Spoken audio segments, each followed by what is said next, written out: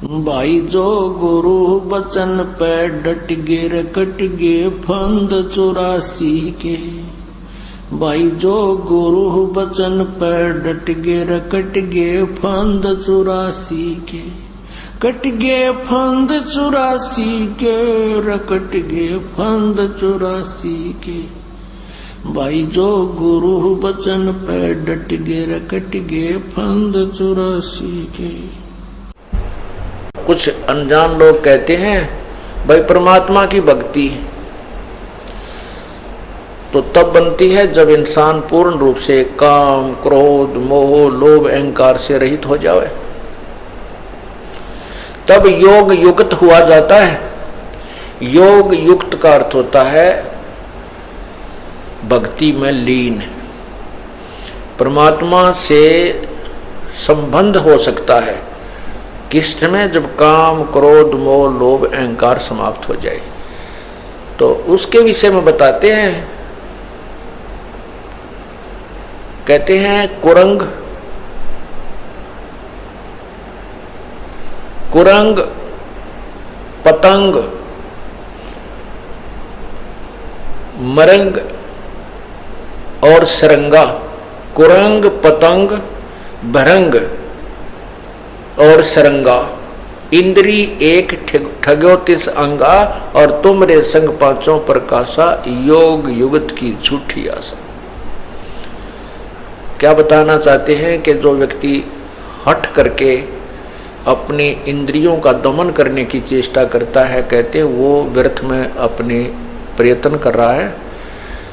ये तो ज्ञान से और परमात्मा के उस एंटीबायोटिक मंत्र से सतनाम से जो सांस का सिमरन है उससे ये नरम होंगे, ये कम होंगे, ये डाइल्यूट होंगे। और जिस तरीके से आप प्रयत्न करने की चेष्टा कर रहे हो, हठ योग करके तपस्या करके इंद्रियों का दमन करना चाहते हो, कभी नहीं हो सकती। विकार मरे मत जानियो जो भूबड़ में आग। जैसे क्या बताते हैं कि कुरंग कुरंग कहते हिरण को, मृग, उसमें एक कान का विषय होता है, अर्थात वो सुरीली आवाज के ऊपर आसक्त हो जाता है। और शिकारी जो हिरण पकड़ने वाले होते हैं शिकारी, वो क्या करते हैं, एक जो यंत्र से, एक वादक यंत्र बाजे में एक ऐसी आवाज निकालते हैं जो मृग को पसंद होती है। और उस शब्द के कारण इतना विवश हो जाता है, वो इतना जो है लाचार हो जाता है कि अपने आप जिस साइड से वो धुन आ रही है शब्द की, उसकी तरफ चल पड़ता है ऐसे। और शिकारी के पास आकर के ऐसे मुख रख देता है उस वादक मंत्र, उस वादक यंत्र के पास में, और ऐसे ऐसे बैठ जाता है। और वो शिकारी उसको पकड़ के बांध लेता है और मार के अपना आहार करता है। वो मृग के बस की बात नहीं है कि वो उस तरह खिंचा ना चला जाए। फिर सपर्श, कुरंग मतंग भरंग और सरंगा। कुरंग मतंग, अब मतंग कहते हाथी को। हाथी के अंदर सपर्श अर्थात काम वासना रजोगुण अत्यधिक होता है। और हाथी पकड़ने वाले क्या करते हैं, एक हथनी को ट्रेंड कर लेते हैं और एक जंगल में एक गड्ढा, लंबा चौड़ा गड्ढा खोद देते हैं। उसके ऊपर छत देते थे पतली पतली लकड़ियों की, और उसके ऊपर घास, उसके ऊपर फूस डाल करके, मिट्टी डाल करके और घास डाल देते हैं। ऐसा कर देते हैं जैसे अलग से पहचान नजर नहीं आती कि यहाँ कोई गड्ढा है उस पर छत दी हुई। और उस ट्रेंड की हुई उस प्रशिक्षित हथनी को हाथियों के झुंड में छोड़ दिया जाता है। वो सीधी ट्रेंड होती है, सीधी वहां पहुंच जाती है और वहां हाथियों से स्पर्श करती है, अर्थात उनके शरीर से शरीर अपना टच करती है, उनको वासना के लिए प्रेरित कर देती है। और जब हाथी उसकी तरफ चलते हैं तो वो आगे आगे भाग लेती है। हाथियों के 4, 5, 6, 7, 8 जितने भी होते हैं वो उसके पीछे पीछे चल पड़ते हैं। वो हथनी सीधी उस साइड में आती है जहां से वो गई थी अपने पैरों पद चिन्हों के साथ साथ, और वो सीधी आती है। हाथी उसके पीछे भाग रहे होते हैं। वो ट्रेंड होती है कि वो एक बार उस गड्ढे से थोड़ा सा उल्टा होकर के ऐसे घूमती है, फिर दूर से हटके फिर उसी साइड पर भाग लेती है। तो हाथी इधर ना जाकर के सीधे ही उसके पीछे उस वासना वसंधे होकर के दौड़ते हैं और वो गड्ढे में गद्दाए गद 4, 5 कट्ठे फिट हो जाते हैं उसमें। और फिर वो चिंगाड़ मार मार कर रोते हैं गड्ढे में गिर जाने के उपरांत। और जब वो बिल्कुल चिल्ला चिल्लू के फिर वो बाकी हाथी भाग जाते हैं डर के, तो वो वहां चिल्ला चिल्लू के अपना नितान खूब बिल्कुल सेट हो जाते हैं। जब उनको ऊपर बैठ के वो हाथी पकड़ने वाले अंकुश ठोकते हैं बुरी तरह, उनको बिल्कुल वहीं से सेट करके जब बाहर निकालते हैं, आगे गड्ढा खोद करके बाहर निकाल लिया जाता है। और फिर क्या करते हैं, उन हाथियों को गांव गांव में शहर शहर में ले जाकर उसको एक अपना जो है ना सवारी बना लेते हैं और उससे रोजी रोटी कमाते। सारी उम्र के लिए फंस गया, एक वासना के कारण सारी उम्र के लिए परवश हो गया। फिर बताते हैं रूप, शब्द स्पर्श रूप रस गंध। रूप जैसे पतंगे होते हैं और दीपक के जग रहा है उसके ऊपर आकर के वो इतने विवश हैं, इतने आसक्त हैं उस रूप के ऊपर, वो पतंग उस दीपक को एक अच्छी वस्तु जानकर उसके ऊपर गिर जाते हैं और गिरते ही मर जाते हैं। उस रूप के ऊपर आसक्ता उसको कितनी महंगी पड़ी, अपने जीवन से हाथ धो बैठा।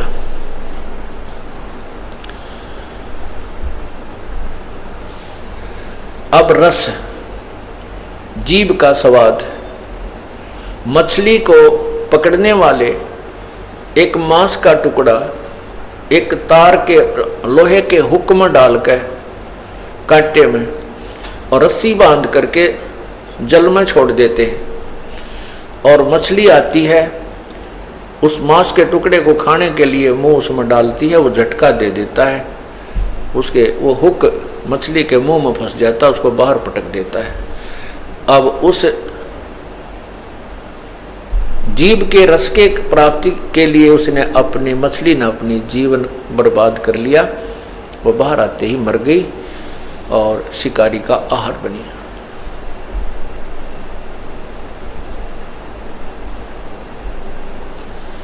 अब गंध, महक, इसके लिए भंवरा विवश होता है, भंवरा, और वो फूल पर बैठ जाता है और शाम के समय वो इतना वो आसक्त होता है कि उस पर उठा नहीं जाता उस सुगंध को छोड़कर, और वो फूल बंद हो जाता है, भंवरा वहीं पर मर जाता है रात्रि में।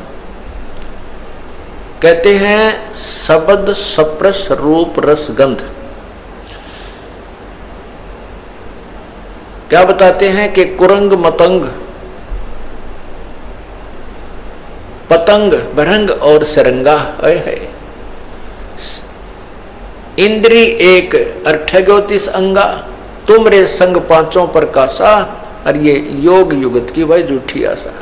ये तुम्हारी बनावटी बातें, तुम्हारे साथ तो ये पांचों विकार इकट्ठे ला रखे और उनमें एक एक विकार के कारण उन प्राणियों की जान चली गई, वो नहीं हट सके, उनको नहीं त्याग सके, वो इतने विवश हैं, और आपके साथ तो काल ने पांचों जोड़ दिए। ये योग युगत की झूठी आशा। कहते हैं विकार मरे मत जानियो जो भूबल में आग, जैसे राख के अंदर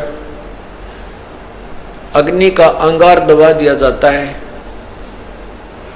और ऊपर से वो ऐसी बन जाती है वो राख ऐस कि जैसे ये बिल्कुल गर्म नहीं है और इसमें कोई आग नहीं है। ऐसे हाथ रख कर देख ले तो भी महसूस नहीं होती, ऐसे लगते हैं जैसे ये तो बिल्कुल ठंडा हो गया। और उसने करेड़ कर देखा, राख हटा कर देखते हैं तो और तेज आंच से अंगार निकलता है। कहते हैं विकार मरे मत जानियो जो भूबड़ में आग। जैसे भगवान शिव को सती पार्वती जी ने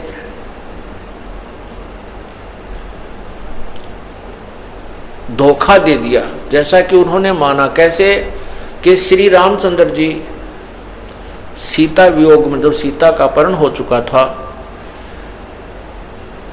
तो रामचंद्र जी बहुत बुरी तरह पछाड़ खा खा कर रो रहे थे, डकरा रहे थे, पशुओं से पक्षियों से पूछ रहे थे मेरी सीता देखी, मेरी सीता देखी, कहाँ गई, किसने। तो ऊपर से भगवान शिव और पार्वती बैठे थे। भगवान शिव ने उनको प्रणाम किया, श्री रामचंद्र जी को। पार्वती ने कहा कि आप किसको प्रणाम कर रहे हो, आप तो महादेवों के देव हो। तो उसने कहा कि ये सामने भगवान विष्णु अवतार हैं, ये मेरे बड़े भाई हैं, उनको प्रणाम कर रहा हूँ। वो कहने लगी ये भगवान है? कहाँ ये भगवान है। पार्वती बोली कि मैं नहीं मानू, भगवान और रो रहा है। भगवान रोते हैं कभी? तो भगवान शिव ने कहा कि इनकी पत्नी ये लीला करने आए हुए हैं, इनका यहाँ ऐसे ऐसे जन्म है और इनकी पत्नी को कोई उठा ले गया है, उसके वियोग में रो रहे हैं, सीता के वियोग। तो पार्वती जी के मन में ये बात आई कि मैं इनकी परीक्षा लूंगी। भगवान शिव से कहा कि मैं श्री रामचंद्र जी की परीक्षा लूंगी, मैं सीता रूप बनाऊंगी, इनके सामने जाऊंगी, यदि मुझे पहचान लेंगे मैं पार्वती हूं तो मैं इन्हें भगवान मान लूंगी, अन्यथा नहीं। भगवान शिव ने कहा कि यह गलती मत कीजिए, तुम मेरे काम की नहीं रहेगी। तब तो उन्होंने कह दिया अच्छा जी मैं नहीं परीक्षा लूंगी, लेकिन भगवान शिव का इधर उधर होते ही उसने तुरंत सीता रूप बनाया और श्री रामचंद्र जी के सामने पहुंच गए। तब रामचंद्र जी ने कहा कि हे दक्ष पुत्री, आप यहां कैसे आए, भगवान शिव को कहां छोड़ाए। बड़ी शर्मिंदा हुई और कहा कि आप सचमुच भगवान हो, प्रभु हो, आपने मुझे पहचान लिया। अब पुण्यात्माओं यहां पर देखना, गीता जी में लिखा है तीसरे 7वें अध्याय के 9 से 10 श्लोक में, 9-10 श्लोक में कि मैं विद्वानों का विद्वान और मैं जो है ना बलवानों का बलवान बल और बुद्धिमानों की बुद्धि ये मेरे हाथ में है। जैसे श्री रामचंद्र जी को अपनी पत्नी के विषय में तो पता नहीं, उसको कौन उठा ले गया, और सीता को पहचान लिया ना, उस क्या नाम है पार्वती जी को पहचान लिया कि तू सीता नहीं है, पार्वती है। ये ऐसा ये क्या कहानी है।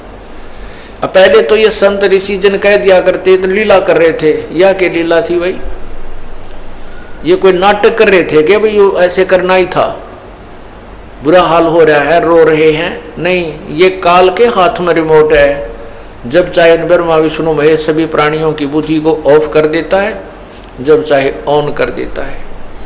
भगवान राम की बुद्धि ऑफ कर रखी थी और जब पार्वती परीक्षा लेने गई तो उसकी बुद्धि को ऑन कर दिया काल ने, इस ब्रह्म ने, जो ब्रह्मा विष्णु महेश के पिता हैं। और उधर से जब महाभारत के युद्ध में अर्जुन को शक्ति दे दी और ना जाने कितने सैनिकों की हत्या कर डाली उसने, और वही अर्जुन, वही धनुष, जब भगवान श्री कृष्ण जी की मृत्यु के उपरांत और यादवों का जो पूरा द्वारका ही नष्ट हो गई थी, पूरा कुल नष्ट हो गया था, उसके बाद श्री अर्जुन जो है गोपनियों को और भगवान श्री कृष्ण जी की 16,000 रानियों को लेकर के आ रहा था। रास्ते में जंगली लोगों ने अर्जुन को पीटा और सभी औरतों के गहने छीन ले गए, लूट लिया उनको, और कुछ एक औरतों को भी अपने साथ ले गए। अर्जुन का हाथ भी ना उठा। वही धनुष था, वही अर्जुन था। तब अर्जुन रोता है कि ये कृष्ण बड़ा छलिया था, इसने हमारे साथ धोखा ही धोखा किया। जब हमारे से पाप करवाना था, जब मुझे शक्ति दे दी, और आज मैं खड़ा खड़ा पिट रहा हूँ, वही अर्जुन हूँ और वही बाण है। आज मेरे से बाण उठाया भी नहीं जा रहा है, मेरी शक्ति कहाँ गई। परमात्मा बंदी छोड़, कबीर साहब कहते हैं, जो तुम्हें सबको नचा रहा उसका तो तुम्हें पता नहीं। श्री कृष्ण छलिया नहीं था, ये तो वो काल था जो इनको सबको नचा रहा है। अब उधर से भगवान श्री शिव जी को पता चला कि पार्वती आप परीक्षा लेकर आई हो। अब ऑन कर दी बुद्धि काल ने उसकी, शिव जी की, कि नहीं तू परीक्षा लेकर आई है। तब वो शर्मिंदा होगी, ने बोली गलती बन गई मेरे से। तो उसने कहा भगवान शिव ने कि आज से तू मेरे लिए पत्नी रूप में स्वीकार्य नहीं है, क्योंकि आपने मेरे बड़े भाई की पत्नी का रूप धारण कर लिया, सीता जी का रूप धारण कर लिया, इसलिए मेरे लिए तू मां के तुल्य होगी। और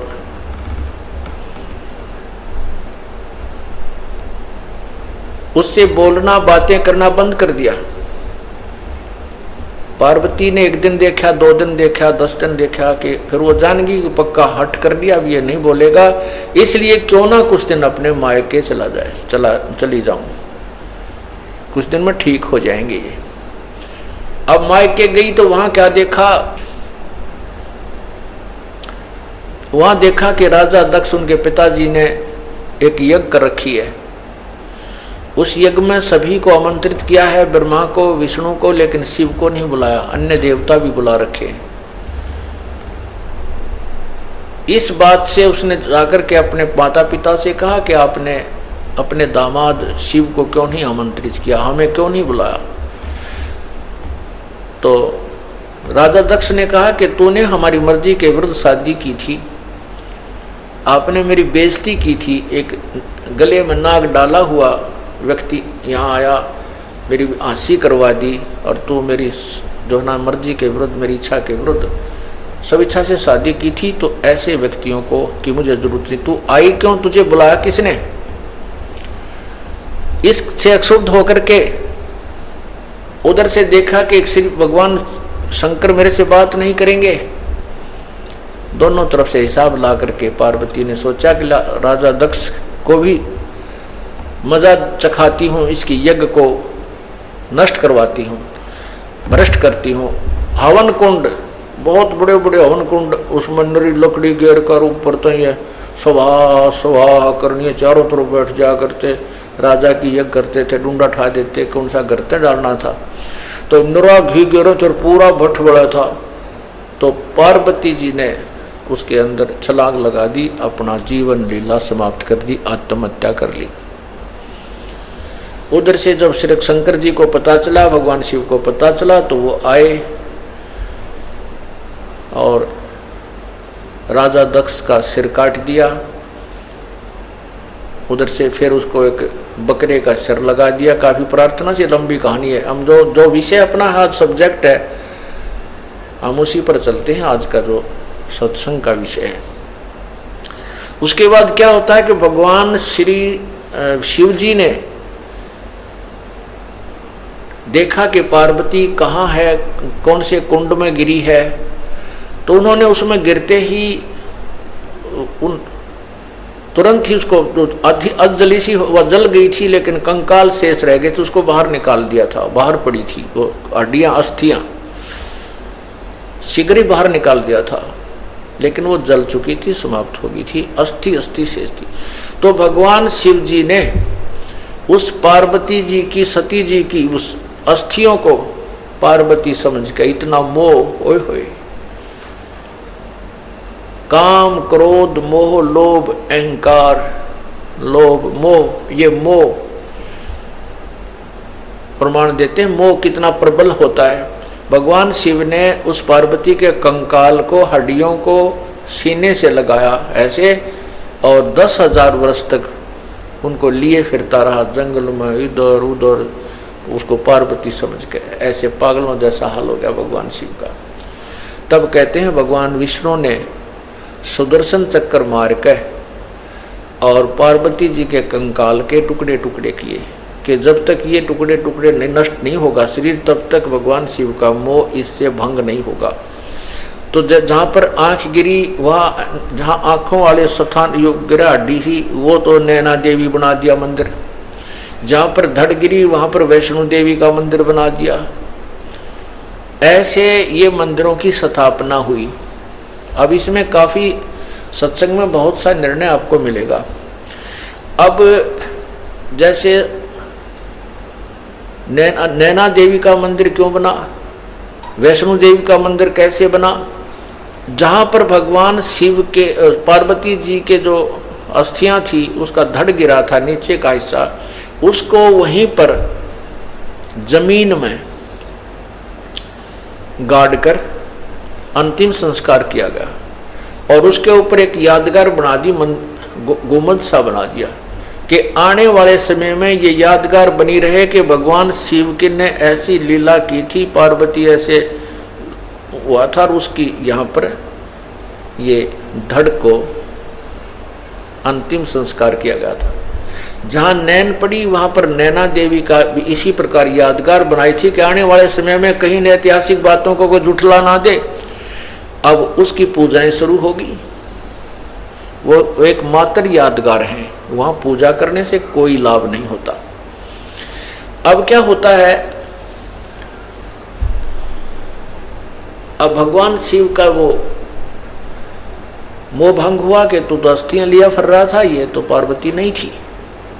फिर उसके मन में आया कि देख तेरे साथ कैसी समस्या ही कि एक वासना तेरे अंदर जो काम रूप है, जो काम तेरे अंदर है, वासना है, स्त्री की इच्छा जो है, इसके कारण ही तो मैंने विवाह किया, और विवाह किया तो मेरे साथ धोखा किया, पार्वती ने मेरे से झूठ बोला, पीछे से जाकर उसने सीता का रूप बना।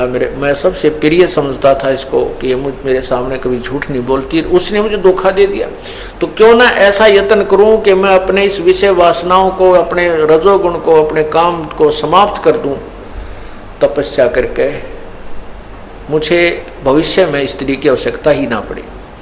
इस उद्देश्य से भगवान शिव ने 88,000 वर्ष तक तपस्या की और कहते हैं कामदेव को नष्ट कर दिया।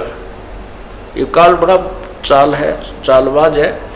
उसने एक भेज दिया अपना ड्रामा करके, उसने कहा मैं कामदेव हूँ, मुझे माफ़ कर दो, माफ़ कर दो। भगवान शिव ने उसको अपने त्रिशूल आदि से दृष्टि से नष्ट कर दिया कि मैं तुझे नष्ट कर देता हूँ। अब भगवान शिव जी ने सोचा ले कट गया रोग, कामदेव न मर गया, अब तू निश्चिंत हुआ। अब कुछ वर्षों के बाद काल भगवान को याद आई बात। कुछ वर्षों के बाद काल भगवान के मन में आया कि इस प्रकार जैसे आज भगवान इस शिव ने साधना करके और ये मान लिया है कि मैंने अपनी वासनाओं को नष्ट कर लिया, आने वाले समय में इसकी देखा देखी और भी कोई ना कोई ऐसे बैठ जाएंगे, और ये ऐसे बैठने लगे तो तेरा काम बंद हो जाएगा, क्योंकि संतान उत्पत्ति होगी नहीं, तू खाएगा कहाँ से। इसको ये चिंता और लगी रहती है। उसी समय रिमोट से, क्योंकि 21 ब्रह्मांड के जितने भी प्राणी हैं और जिनके हेड जो हेड ऑफ द डिपार्टमेंट्स हैं, उन सब के रिमोट इसके हाथ में। तो इसने उसी समय अपने प्रेरणा से शंकर भगवान के मन में ये प्रेरणा पैदा कर दी कि कहते हैं जब सागर मंथन हुआ था तीसरी बार, उसमें एक अमृत का कलश निकला था, एक मदिरा का कलश निकला था। राक्षसों ने अमृत का कलश ले लिया था और भगवान विष्णु ने एक मोहनी, एक स्त्री का, सुंदर स्त्री का रूप बना करके और राक्षसों को अपनी तरफ आकर्षित करके, धोखा दे करके वो कलश बदल दिया था। शराब का तो उनको दे दिया था, अमृत का उठा लाई थी। तो उनके मन में आती है, भगवान शंकर के मन में ये आई कि उस समय भगवान विष्णु लड़की के रूप में, स्त्री के रूप में कितने सुंदर लग रहे होंगे। आज मैं चल के उनके पास, विष्णु जी के पास चल के उनसे प्रार्थना करता हूँ कि आप अपना वो रूप बनाइए, दिखाइए मुझे जो आपने सागर मंथन के समय राक्षसों को धोखा देने के लिए बनाया था, स्त्री रूप बनाइए। क्योंकि उस समय मैंने विष को ग्रहण कर लिया था और मुझे नशा बन गया था, मैं नहीं देख पाया था। इतना विचार करके भगवान शंकर जी विष्णु जी के द्वार पर जाकर बैठ गए। आओ भगत हुई, प्रणाम हुआ, पूछा कैसे आना हुआ महादेव। तब भगवान शिव ने कहा कि भगवान आज मैं आपके पास एक विशेष कार्य से आया हूँ। मैंने सुना है कि आपने जब राक्षसों से वो अमृत का कलश छीना, वापस लिया और मदिरा का उनको दिया, तो आपने स्त्री रूप बनाया था और मैं उसको देख नहीं सका क्योंकि मैंने वो विष ग्रहण कर लिया था। आज मैं आपका वो रूप देखना चाहता हूँ, मुझे एक बार वो स्त्री रूप बनाकर दिखाइए। अब भगवान विष्णु जी कहने लगे, भोलेनाथ वो तो कोई मजबूरी थी, कोई समय था, अब बता मुझे शर्म नहीं आओगी, मैं लड़की बन के खड़ा हूं तेरे सामने। भगवान शिव जी कहने लगे, मैं बैठ गया आपके द्वार पर और जब तक मुझे रूप नहीं दिखाओगे मैं नहीं जाऊं। भगवान विष्णु को पता था कि ये भगवान तो भाई 88,000 वर्ष तक तप करके आए और यहाँ बैठ गया, ये उठे कोई ना मन माने 10,000 वर्ष तक, तो इससे भी पीछा छुटवाना आवश्यक है। ऐसे ही बात बूत करके, मजाक मजूक करके और घर अपने महल की तरफ चले गए। भगवान बैठो भोलेनाथ अभी आता हूं मैं। तो वहां से अंतर्ध्यान होकर के भगवान शिव अकेले बैठे थे बाहर बरंडे में और सामने बहुत सुंदर बाग था, वन था। थोड़ी सी दूरी पर भगवान विष्णु ने सुंदर लड़की का रूप बनाया, अर्धनग्न शरीर उसका, और भगवान शिव ने इधर देखा, कोई नहीं देख रहा है तो उठकर चल भाग लिए उस लड़की के पीछे। और भगवान शिव जी और विष्णु जी जो स्त्री रूप में था वो थोड़ा सा और माड़ी सी स्पीड पकड़ के आगे को चलने लगे। आखिर में भगवान शिव ने दौड़ के उसका हाथ पकड़ दिया। तब तक भगवान शिव की बहुत बुरी हालत हो चुकी थी, जो यहाँ वर्णन भी नहीं की जा सकती, उनके इतिहास में लिखा है। उसी समय भगवान विष्णु जी ने अपने विष्णु रूप बना लिया। जब उनके मुंह की तरफ देखकर, उनका देखकर ये सती थी, तो भगवान विष्णु ने कहा कि ऐसे मूर्ख बनाया था जैसे आपको बना दिया, राक्षसों को मैंने ऐसे मूर्ख बनाया था। अब यहां परमात्मा क्या कहना चाहते हैं बंदी छोड़ कबीर साहब जी?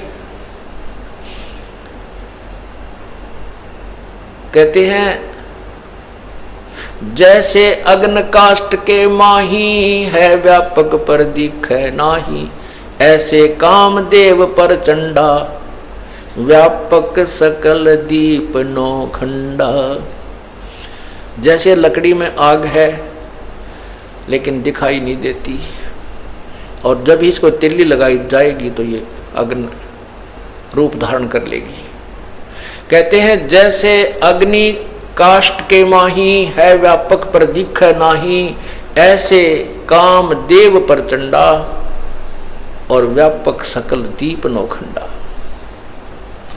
विकार मरे मत जानियो, जो भूबल में आग, इसका तरीका ही दूसरा है। इसको विकारों को नष्ट करने का जो काम, क्रोध, मोह, लोभ, अहंकार रूपी शब्द, स्पर्श, रूप, रस, गंध आदि हैं, इनको नष्ट किसी हठ योग या क्रिया से नहीं किया जा सकता। इससे तो ये सिर्फ एक कुछ समय के लिए ऐसा लगेगा जैसे भूबल में आग होगी हो, ऊपर राख ठंडी हो जाती है लेकिन अंदर चौंकी तो विद्यमान रहती है। इसका तरीका है ज्ञान प्रथम, ज्ञान के बाद फिर सिमरण, जो श्वास का सिमरण है, इन विकारों को बिल्कुल धीरे धीरे नष्ट कर डालता है। बोलो सतगुरुदेव की जय हो।